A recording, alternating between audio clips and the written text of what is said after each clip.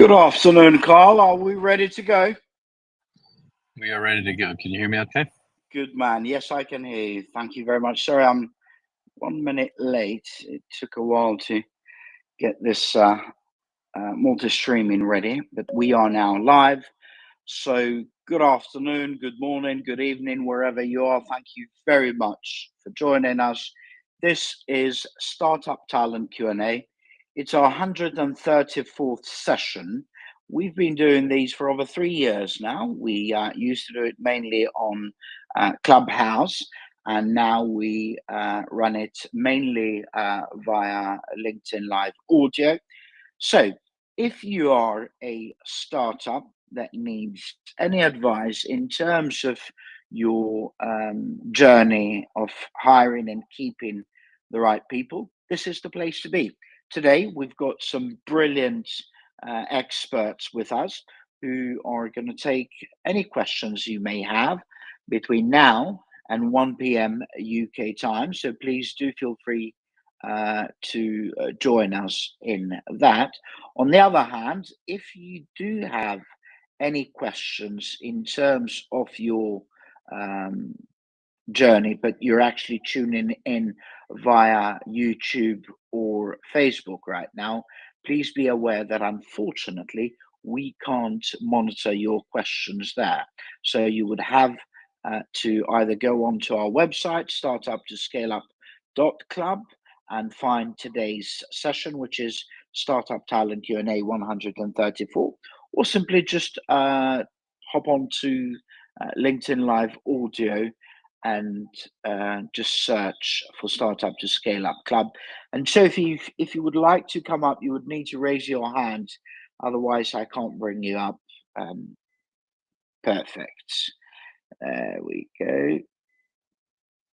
Good stuff. So we should have a couple of more people joining us, but nevertheless, can you hear us, Sophie? I can. Can you hear me now? Very good. Yes, we can. You're very audible, so thank you very much for that. Now, let's get started with this, I guess. So the way we'll do this is we will go through some quick introductions, and then we will open it for questions from the audience here on LinkedIn, that is. As far as the audience on YouTube or Facebook, again, please be aware that unfortunately we're unable to monitor your questions there, so you would need to hop onto LinkedIn and search for Startup to Scale Up Club. Now, just a reminder to everyone, there are no right or wrong questions, and there's no need to be shy. It's a learning curve for us all. On the other hand, your questions today should be on talent, so anything to do with finding and keeping and empowering the right people. Perhaps you want to know how to do a job spec, or where to search for certain people, or perhaps how to assess somebody who says they've got certain skills, or maybe it's how to build your company culture and all that jazz. On the other hand, if you've got other questions, please save them for the other rooms we do. So on Mondays it's talent, Tuesdays product and tech, Wednesdays growth, and Thursdays fundraising, and they're all from 12 to 1 p.m. UK time here on LinkedIn Live Audio. Now, some quick introductions, and then we'll go on. So my name's 𝗦𝘁𝗿. I'm an Albanian in London. I still do a bit of talent partnering with startups. I do some growth advisory, and especially lately, on top of working on Startup to Scale Up Club, I've been helping some family offices and angels with their due diligence and assessment. So I guess we can start with, let's start from the last person who joined. So Rosie, then Hannah, then Sophie, then Carl, please. Hi everyone, Anton. I feel like the naughty child in school who just walks into the class late and the teacher called him out. But that's how I felt too. Sorry about that. I only realized that now. Hi everyone, my name is Rosie Hewitt. I am founder of Rosie's People. We are a HR and business operations consultancy supporting startup scale-ups and enterprise businesses with various HR and business operation related matters, including talent. My background has been in the fintech financial services world for over a decade. I've been doing HR and business ops for over 2 decades.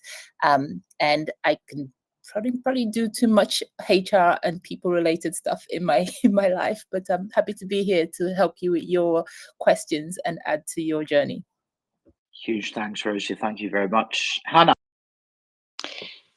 Hi everyone, my name is Hannah 𝗿𝗁𝗍𝗄. I am a Chief People Officer and Board Advisor for different companies.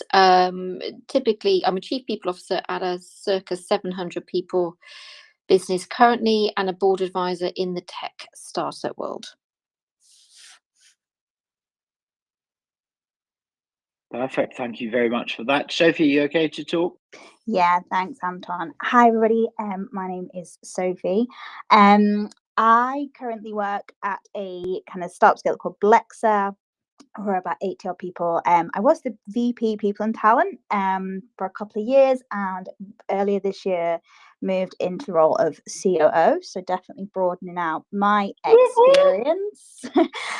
Learning a lot still, so we can all learn together. I'm sure today I'll learn from some of the questions and speakers too, which is fab. And I historically have worked kind of much more kind of very, very large corporate, sort of like 86,000 people, and now a much smaller business, which I love and find wonderfully chaotic and interesting. So yeah, thank you so much. Thank you very much, Sophie. Last but not least. Hi, my name is Carl. I spent the last 6 years as Chief People Officer of a deep tech scale-up called 𝗦𝘁𝗍𝗄. I've also, for the last 16 years, had an academy training high performers to be less low performing when taking care of themselves. That's at the individual level and also at the company level. And my background before that was about 25 years in finance and private equity. That is brilliant. Thank you very much to all 4 of you. I really appreciate this. Now, a quick reset before we go on to questions. This is Startup Talent Q&A. It's our 134th session. We do this every Monday from 12 to 1 p.m, trying to help startups like yourselves with whatever questions you may have in terms of your team, basically, whether you want to know how and where to find a co-founder or those early stage employees, or perhaps how to engage an employee, a contractor, a part-time or a fractional, and all that jazz, but also with things on such as, I don't know, let's say salaries and equity share, or perhaps how to interview and assess somebody. This is the place for that. If you do have any such questions, please don't be shy. There is no reason to do that. There are no right or wrong questions, and it's a learning curve for us all. Now, if you've got questions on other matters, please save them for the other rooms we do. On Mondays, it's talent. On Tuesdays, product and tech. Wednesdays, growth, and Thursdays, fundraising. And they're all from 12 to 1 p.m. UK time. Now, we've had over 260,000 people join us so far, mainly on Clubhouse. So we're kind of new to LinkedIn. Therefore, we need all the help we can get. If you're finding value in this, to please share with your network. On the other hand, if you're tuning in now via Facebook or YouTube, please be aware that unfortunately we're unable to monitor your questions there. Therefore, you would need to either join us here on LinkedIn. So just go onto LinkedIn and search for Startup to Scale Up Club, or perhaps just go to our site, startuptoscaleup.club, and find today's session, which is Startup Talent Q&A 134. Now, whilst we're waiting for some questions to come up live from the people that are here in the room, we'll go with some questions that were sent in to us. So this is an AI-powered platform for legal case management. They're at Series B, or going for Series B. He's a former lawyer. Okay, that's interesting. Managing burnout among legal tech talents. How can I prevent especially developer burnout in an industry that demands constant uptime and high-speed innovation? Perhaps we can start with Carl, then Sophie, then Hannah, then Rosie, please. Sure. Well, I mean, I think burnout is the inevitable consequence of driven people, whether it's in legal tech as developers or whatever. And I think it's one of those kind of classic areas where there's some of the responsibility for that is definitely on the company side in terms of looking after your assets, namely your people who are not machines and who need rest. In particular, for instance, in between sprints, that was certainly something that we always focused on, was making sure that people had downtime in between sprints. And so I say there's a lot of it that's on the company side. There's a lot of it, however, that's also on the personal side about taking responsibility for it and about sort of self-management and monitoring. I don't want to get into a advertisement for our academy, but that's one of many different areas and tools out there that are there to help people have agency and have the skills and tools to manage it. But ultimately, at the company level, for me, the key driver always was like sustainable performance. And if these are the people that you're relying on in the next 12, 18, 36 months to really perform and outperform for you, then you just absolutely have to rest and manage your team and look at it on a sustainability basis, not on what's there. So it's, I think, battling short-termism. I think there's a big part of that requires typically managing up within an organization and pushing back hard on senior management about deliverables and the balance between, burnout or flame out, worst of all, and business objectives. So multifaceted thing, in short. Thank you very much for that, Carl. Sophie, any thoughts on this? I think obviously Carl's very knowledgeable on the topic, as he's mentioned there, but I think the words in particular is like the kind of sustainability piece that Carl's talked about. I think one of the kind of common mistakes is if we are talking about burnout, like actual burnout, that's not a short-lived thing, and it's not something that comes kind of up quickly and can be dealt with quickly. So kind of more overworking, long hours, intensive periods of effort is not burnout, and you can deal with those things quite differently. But as Carl's talking to, sustainable ways of working, it's a fundamental way of operating as a business.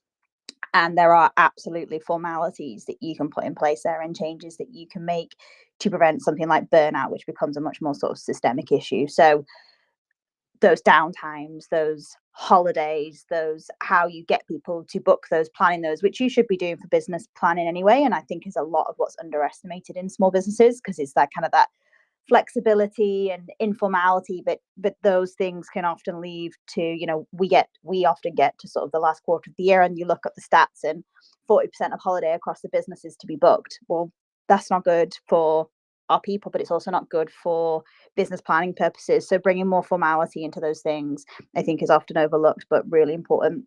Non-contact times or times outside of kind of working hours, or if there is more of that working requirement that's over and above normal hours, is it shift working? Have you got enough resource to be doing the things that you need to be doing? It's kind of really looking at that workforce planning piece and all of those things as well. So I think it's just being really clear when we talk about burnout. Burnout is a formal kind of systemic thing that you can make changes to and to prevent and build that sustainability that Carl's talking about. And what you can't do, in my opinion, really in addressing burnout, is sort of those shorter term, having, someone taking a week off is not going to fix burnout if that's the issue they're facing. So you need to really look at your business processes top to bottom to make those fundamental changes and create an organizational structure and cadence that people can work in successfully. Thank you very much, Sophie. Hannah? I think I would second everything that's been said so far, but I think the key to avoiding burnout or trying to deal with burnout, the thing that I think is incredibly impactful is having flexibility in the workplace. Obviously, people often have to do extra hours or do really intense periods, but if they feel in control of their time and they're able to take back time, or have flexibility, and they're in control of that, they're in control of their diary, and they're empowered to do that, that goes a long way to helping people to avoid burnout. Now, that is about your process and practice. It's about making sure that your employees are trained in terms of being well organized, self-motivating, etc. But it also comes back to line management, and line managers acting much more as servant leaders as opposed to that dictatorial approach that people may have more traditionally taken. Whereas if you have a line manager who trusts you, who empowers you to manage your own diary, who says these are the objectives, these are the things that you need to get done, but how you get them done is up to you, and you're then able to manage that, to control that, to focus on how you're going to deliver it, but in a way that works for you in your life, that will often drive higher performance and more productivity and much greater mental well-being. So I would say, look at your process and practice. Think about how you can support people in a broader context in terms of burnout risk. You might be able to provide them products like 𝗏𝗏 or something like that, which gives them access to mental health support. But think about your leadership. Think about how you empower people. Think about how people are trusted. And if you really do offer flexibility that people can really be in control of themselves, that makes a huge difference to either people burning out or being able to recover from burnout more quickly. Thank you very much, Anna. Rosie? Thanks, Anton. I would say, in addition to everything my esteemed colleagues here have said, it really will start with the culture. So it's a startup environment. Having had my fair share of startup environments, it's usually moving at 1,000 miles per second every day, all day, every day. There are not enough hours in the day to achieve everything that needs to be achieved. And so it does feel like you are constantly doing the hamster wheel thing and never really stopping. And this would be the case for most of the software engineers. What I have found that would help to alleviate burnout or to avoid it in general in such an environment is to actually create an environment that makes it safe for people to say, hey, I think I'm tired. I need to take a break. I need a switch off day, and not be penalized for it, because in those environments, it can be very time hectic. Everything is a deadline. Every project has a deadline of yesterday. And so there is that additional pressure on not just the software engineers, but others to just try to meet these deadlines that just constantly there. So if you create an environment that actually makes it okay to say, I think I'm tired, I need to take a break, and I'm not going to get penalized for saying I'm tired and I need to take a break, that would be the first place. Secondly, if the organization seems to only reward people that are burning out, or at least that are working themselves to burn out, then regardless of what the organization says, they are promoting a culture that promotes burnout by doing that. So again, it comes back to, what is your culture like? What type of environment have you created? What are you telling people you're willing to reward? And yes, in the long term, when people do start getting tired, they will make mistakes. Those projects are going to get delayed because you're going to have to redo the work. You're going to have to re-look at those codes again. You might have to spend more money bringing in somebody to find the code that is causing all the hiccups because it was written maybe a week ago by someone who was burnt out. Some tips I would say for organizations in general: one, create a culture and an environment that makes it okay to take a step back and actually say, I need a break, and not penalize people. Most important thing as well, or not quite most important, but right up there, a lot of startups will have multiple concurrent projects running at the same time. You might need to take a step back and actually really reevaluate, do you need all of those projects to be delivered right now? Which ones should take priority? And really prioritizing the work, having very clear roadmaps for your engineers, and general operational teams to work to would really help with that, to reduce having a burnout situation in the first place, and setting clear, expectations in terms of like when the project is actually needed, making sure you actually know that the project is needed. Realistic deadlines and the workloads, just have a look at it. Just make sure that you're not overtasking people, because yes, you're trying to deliver stuff, you have a deadline to meet, and like I said, those environments do tend to be very pressured, very deadline driven, very competitive, and it's very easy to find yourself in a cycle of just people just burning out, crashing out, burning out, crashing out, and you just want to try and avoid that, because it does actually get more expensive if you do that. And of course, making sure that they actually have tools that work, that can help to move projects along. Having the right tools will make a big difference in terms of actually delivering that. So yeah, culture, tools, it's okay to be tired, clear roadmap. Those would be my additions. Thank you very much. Now, all I can say is that if you wanted to do a master's on startup employee burnouts, literally you wouldn't be able to get more than what we just got in the last 10 minutes. So thank you very much to all four of you. The only thing I would add, and you've all sort of, or some of you at least, touched on these a little bit, but personally, in my experience, the things that I've seen that mainly contribute to burnout in startups is, number one, founders thinking that because that is their baby, it should be their employees' baby as well, and that is wrong. Number two, founders expecting people to know things just because they know, and then people end up kind of going around in circles until they burn out because they haven't been given the right guidance. And number three, again, founders being great at teaching and telling people how to do things, but not doing it themselves.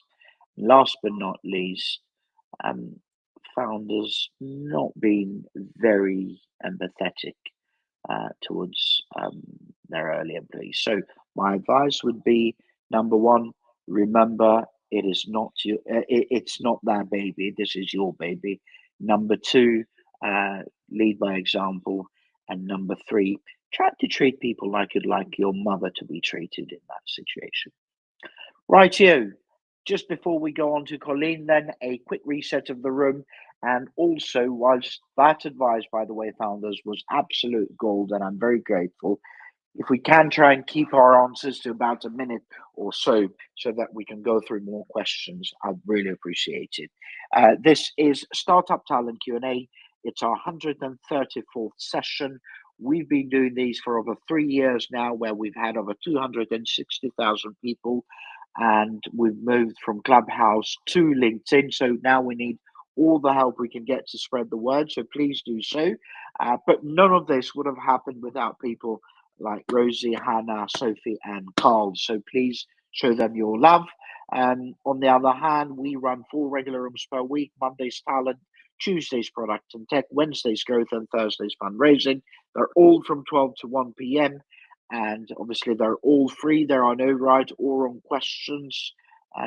It's a learning curve for us all. So if you've got any questions today to do with talent, whether it's how and where to find the right people, how to keep them, how to empower them, how to test and assess them, how to build your culture, how to pay people, and all that jazz, just raise your hand and we'll bring you up. If, however, you're tuning in via Facebook or YouTube, please be aware that we're unable to monitor your questions there. So you would need to hop onto LinkedIn and search for Startup to Scale Up Club. By the way, you can also RSVP to any future session via our website on startuptoscaleup.club. Colleen, welcome back to our stage, and please introduce yourself and fire away with whatever question on talent you have. Hi, good morning, everyone. I'm in Canada. I'm the CEO and founder of Save Our Planet Refillery. We're transforming distribution with new infrastructure and technology to remove packaging. The only startup that's addressing the global plastic waste crisis and failed recycle at the source. I'm 35 years technology with IBM and Air Canada. I have a legacy with Air Canada for reducing costs, and I have a legacy with IBM for lean architecture, redesigning automation to, reduce costs and time waste. And then, of course, with Air Canada, it's reducing costs for them as well. So, as a very strong environmental founder, I mean, I came out of my tech bubble to fix this problem. I'm looking for the best talent, and I need strong environmental person who is maybe, engineering and tech, but they also have to have a very strong environmental background, or strategy, or so I've come up with some questions that would immediately identify to me that they are strong in the environmental. Is there another way that you would be able to find an environmental engineer? I need mechanical, I need civil, I need, there's another one. Sorry, it's very early in the morning. Haven't That's had okay. enough coffee. Electrical. Yes, electrical, solar. So solar and wind are going to be how we're going to be powered. We're going to have geothermal. I'm into EV charging. And I do have questions that would identify if they're strong environmental and know what's going on. To be honest, what's the number one problem of the world? How do you get these things out of them?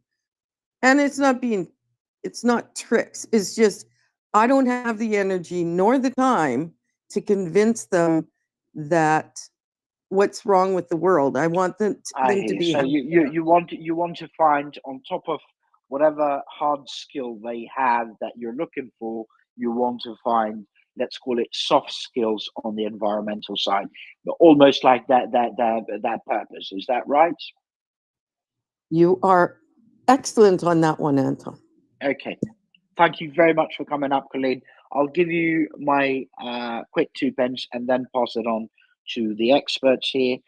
Personally, I'm a huge fan of what they call the STAR approach, where you ask your candidates to tell you about a situation, a task that they had, their actions, and then the results they've got. And I would then look into framing that with an environmental side of things. Please, Carl, tell me about a time you added value on a project you work on from an environmental point of view, or something along those lines. Those are questions that I would ask. Take it away, Carl. Yeah, I think STAR is a good way to do it. I mean, I think it's also about where you're looking for people to begin with. I mean, I think if you're looking for something that conviction driven, then I'd be starting with, environmental groups, people in nonprofits, etc., people who donate to nonprofits like that, and make that the primary thing, and then out of that, do your filtering based on the competence, that you need for it. But I think there's a lot of obviously social activism around that. So I would be, sort of starting there first of all. Thank you very much, Carl. Let's go on to Sophie.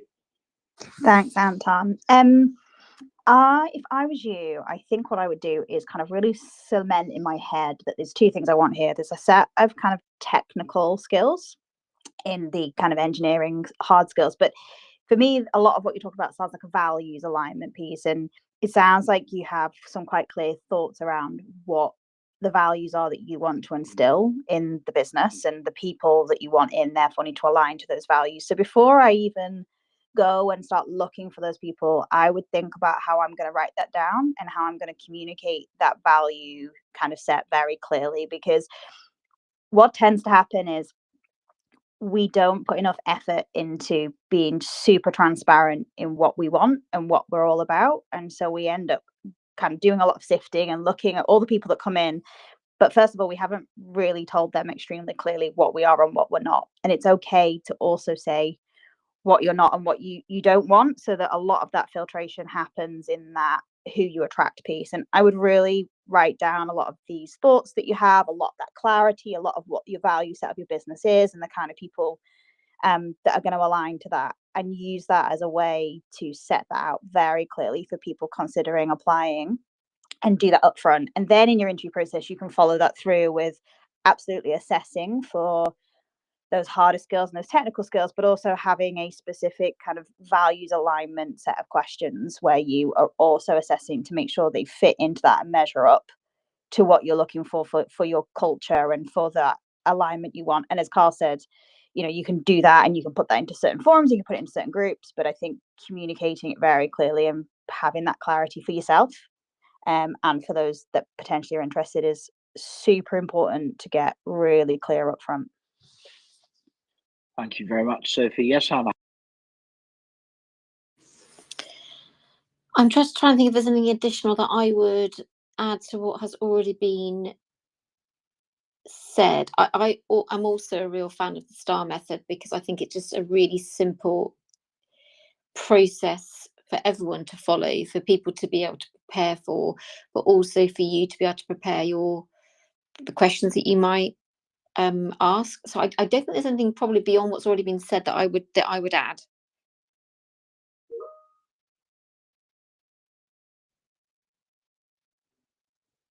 Thanks, everyone. Yes. Sorry, just one last thing, Colleen, if that's okay. Just want to check if Rosie's got anything to add, if that's all right, please. No, I don't really have anything to add. I think they've covered quite a bit of it, and I think she's already explored some options that I would have recommended. So, yeah. That's brilliant. Thank you very much. Yes, Colleen. Thanks, everyone. I agree. I agree with all your suggestions, and I am keeping them in mind. It's been a long journey, and I just wanted to say that the talent is not always with, how's the word?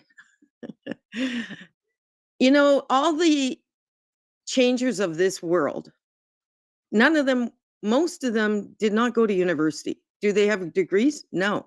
I'm in the same category. I went to college. I never completed, but there's a reason why I think that we didn't go to university is we already had the skills and the vision. It's the innovators that, so it's kind of interesting. My journey is pretty much the same one as Steve Jobs. And we actually have the same IQ.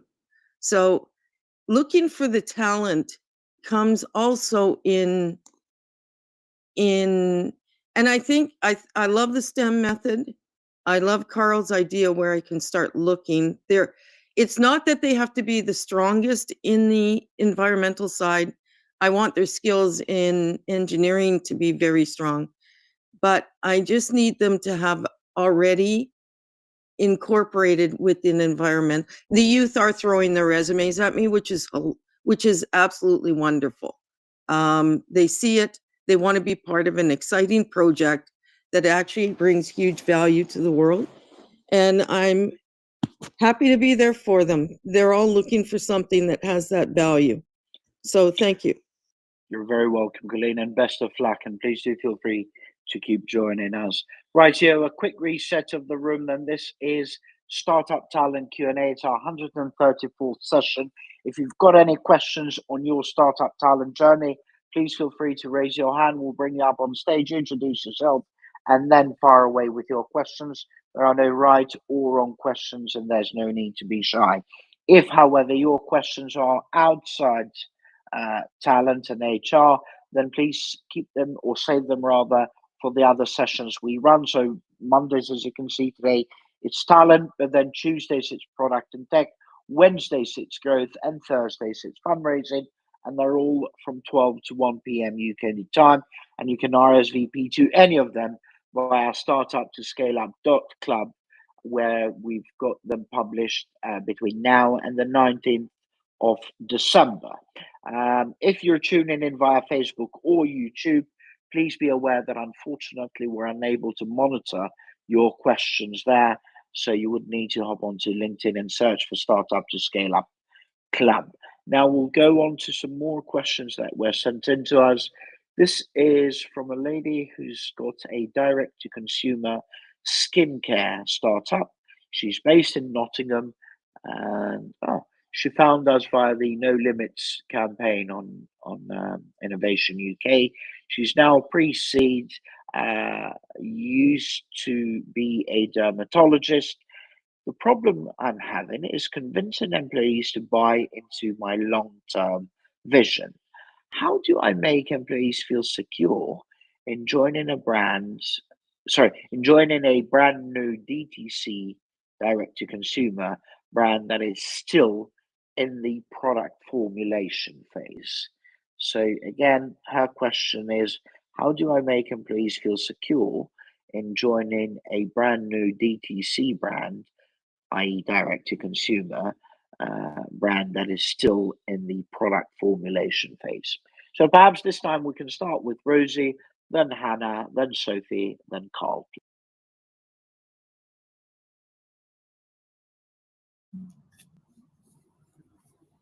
I'm sorry. I was just gonna say, I lost part of what you said. They are trying to. So it's a DTC brand. I'll post it in our chat, in the panelist chat. So direct-to-consumer skincare startup. She's based in Nottingham. She's at pre-seed. She was a dermatologist, and the problem she's having is convincing employees to buy into long-term vision, into her long-term vision. And her question then is, how do I make employees feel secure in joining a brand new DTC brand that is still in the product formulation phase? So how do I get them to buy the dream, basically?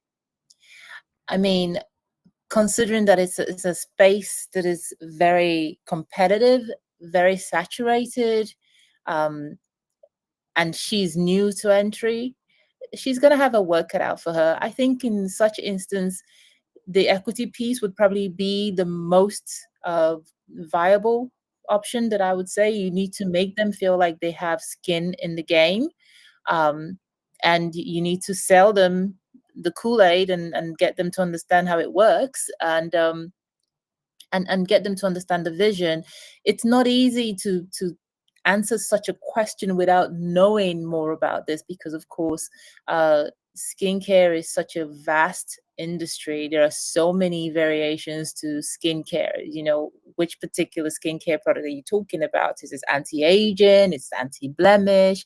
You know, is it for older people, younger people? Is it supposed to make you look young forever? Is it supposed to get rid of scars? You know, so you're gonna need to be very convincing. I think for something like this, if it's a new entry to market and you really want people to stick around and join you in the journey, you need to give them something that makes them feel like they have ownership and they have skin in the game. And for this in particular, I would say if you've got the team already and you're looking to get them to stay on for the long track, just give them something to hold on to make them more invested, to make it a success. And of course, equity is one way to do that. If somebody feels like they own part of something, they're more inclined to stick around and actually really help to try and make it successful, because if you win, they win and everybody's happy. So they have more of a skin in the game. But it's not an easy sector question to ask, because you need to be a little bit more specific. Thank you very much, Rosie. Yes,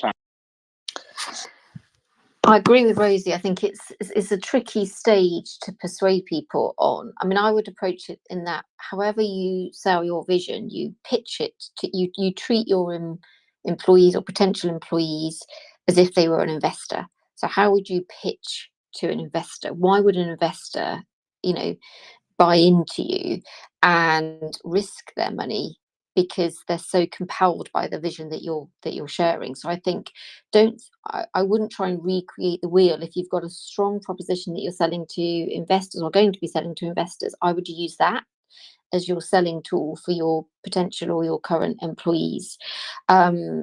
It's also a good sense check for what might be slightly off when it then comes to selling to investors. They're a good platform to sort of use as that reference point.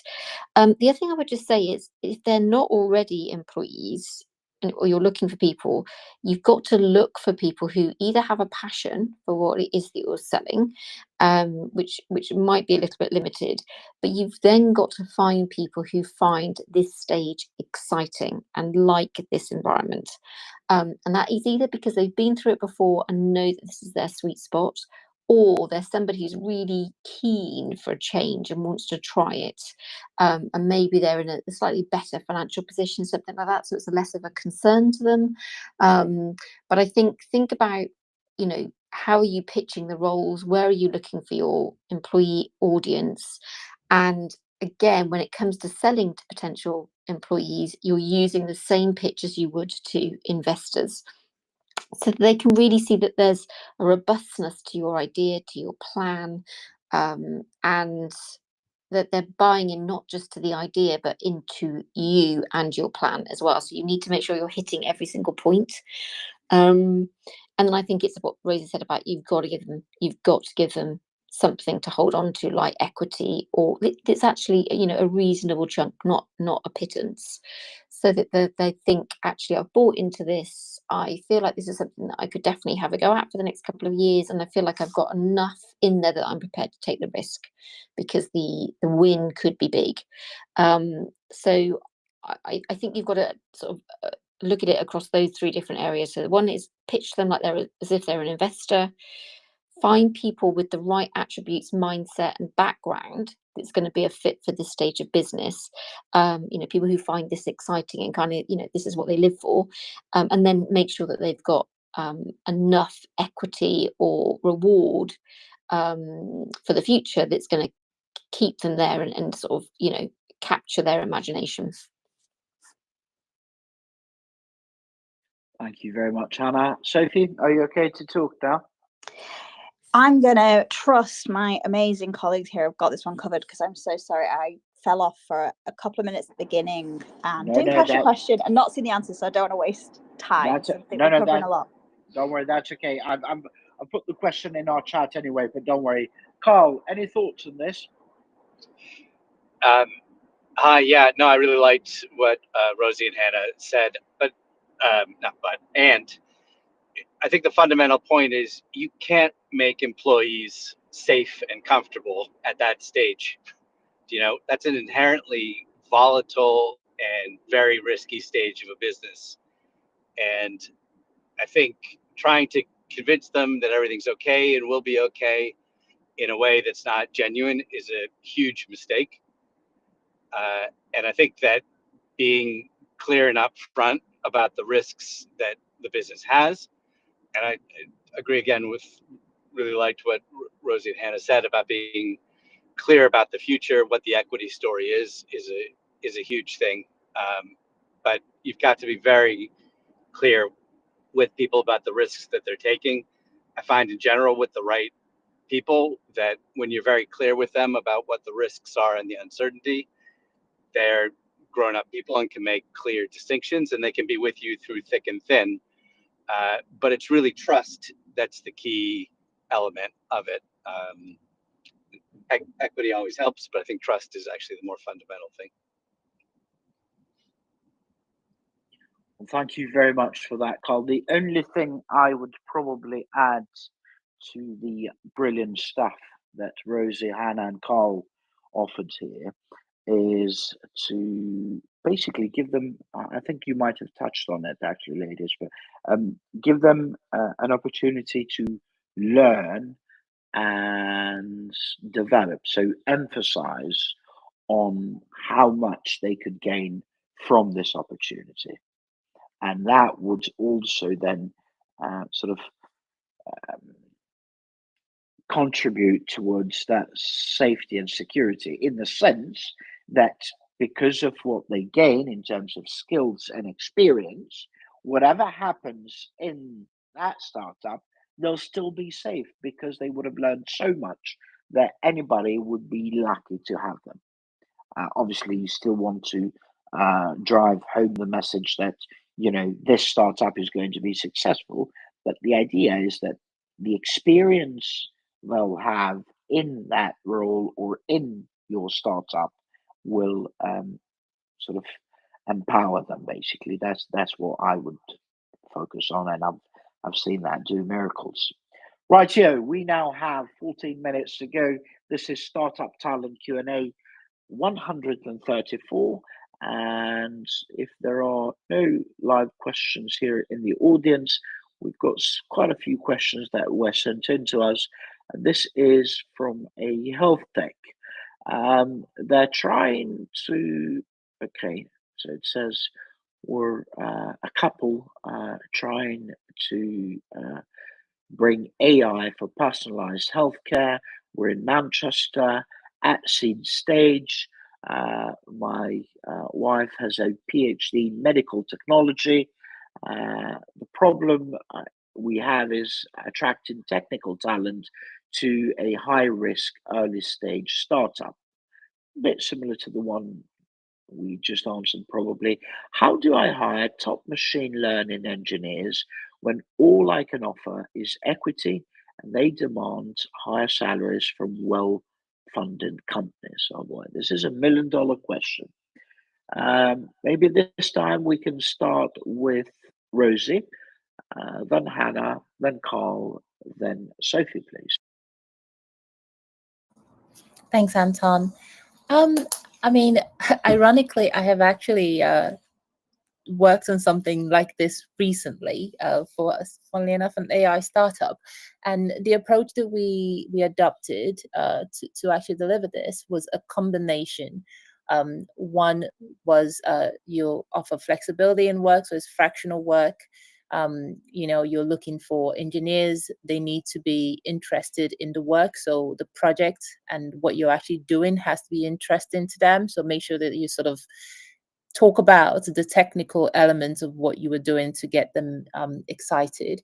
The other part of the project and the approach we took was to actually go to universities and talk to students who would be interested in doing this as a project, and of course they will take equity because they also in some cases some people started using it to write their dissertations and whatnot. So it provides a learning opportunity for them and real, I suppose, work environment type exposure as well, whilst they're still at uni.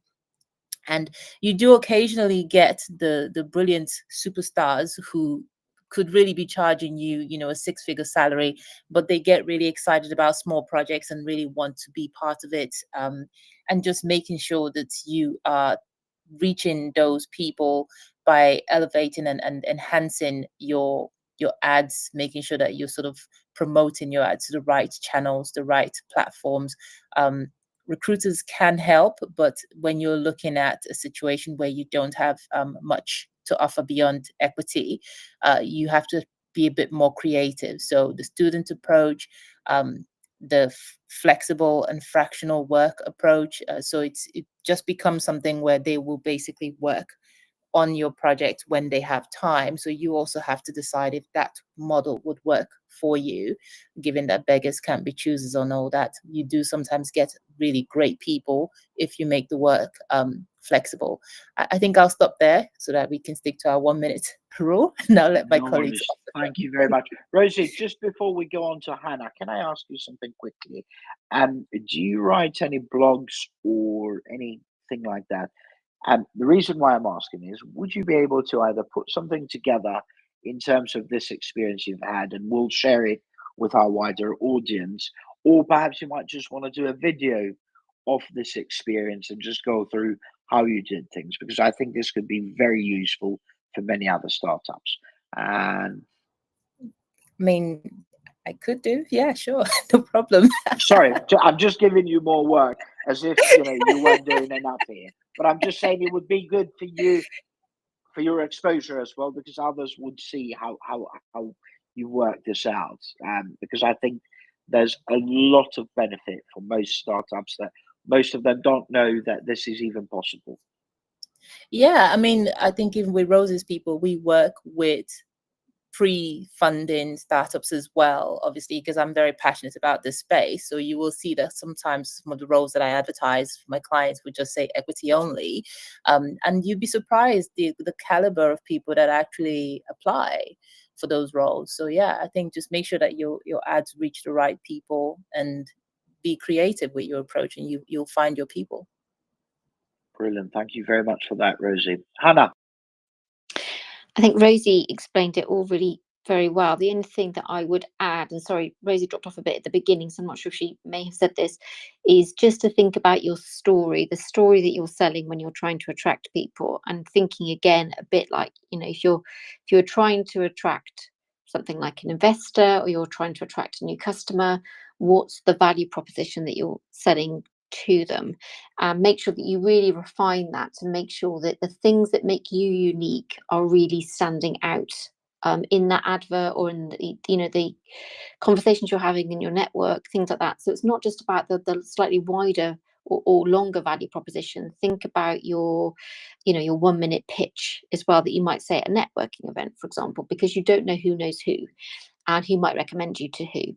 So I think that would be the only thing that I would just add, is think about your value proposition, your employee value proposition. What makes you unique? Why would somebody choose you over somebody else? And really refine that into both the longer version and that 1 minute version, and make sure that you're using that. Thank you very much for that. Sophie?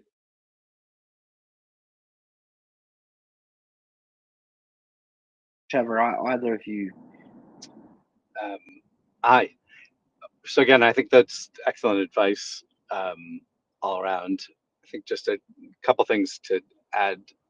I wouldn't totally rule out using third-party agencies also as another route to build. There's some really good outfits, I say offshore, but I mean offshore UK, that are there, and they sometimes can be a lot more flexible about it. And I know people have had a very good experience with that.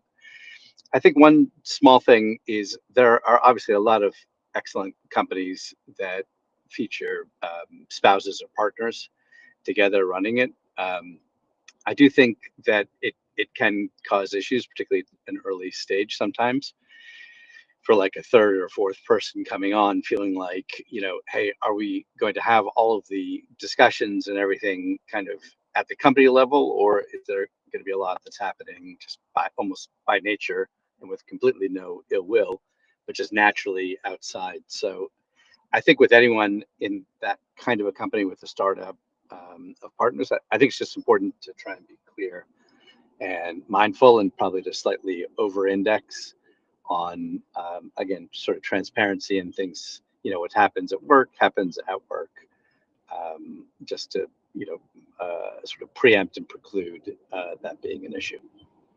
Yeah, thank you very much for that. Sophie, did you want to add anything here? I don't have anything to add, Anton, because there's some amazing things, and I'm conscious of the time, so I thought maybe we can fit in another question. Good idea. We'll go on to one more question. I've just posted that in the chat room, and this is from somebody in Bristol.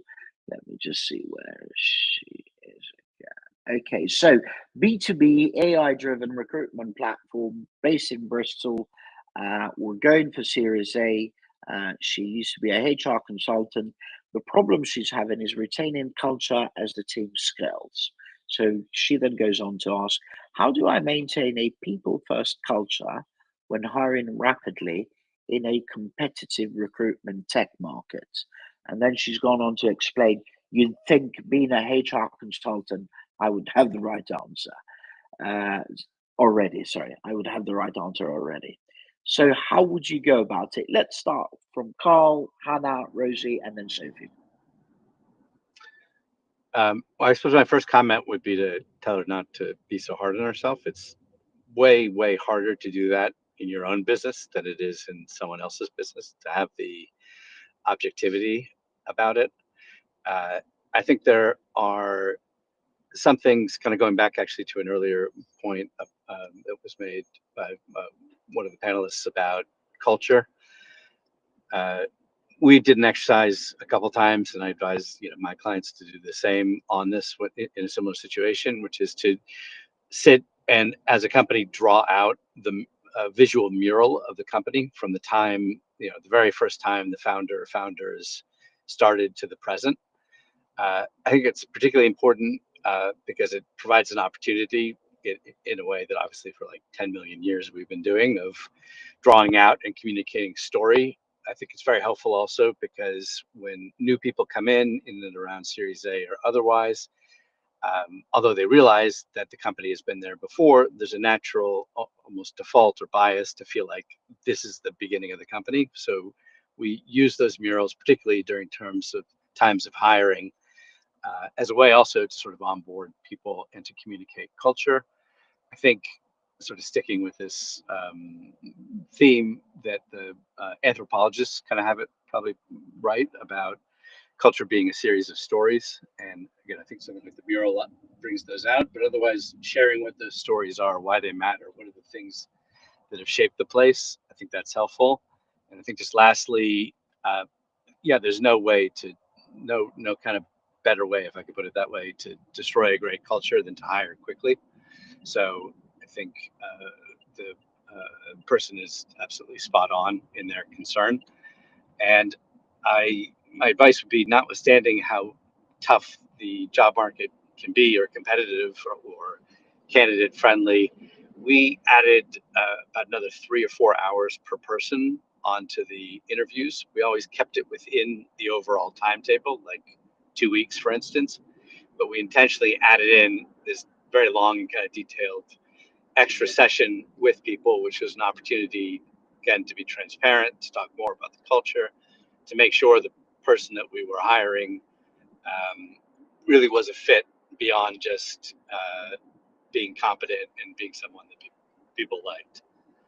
So definitely a big and worthy challenge, but I think those are some things to work on.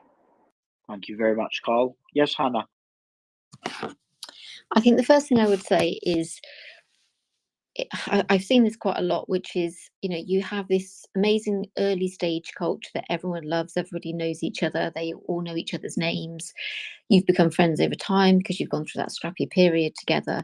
And I think the first thing I would just say is that a culture will change. You have to accept that it will change, but that doesn't mean it can't be as good as or better than the original culture that you had. It just might look different. So I think that's the first thing, is because people often try and cling on to this very early culture, and that might not be suitable for a scaling business. What I would say is, if you want to maintain the heart of that culture that you have got in the business already, and you are rapidly scaling, then I think it's really important that very early on you kind of really do establish and get written down collaboratively what your values are and what the behaviors look like in reality to help you to deliver those employee or those company values.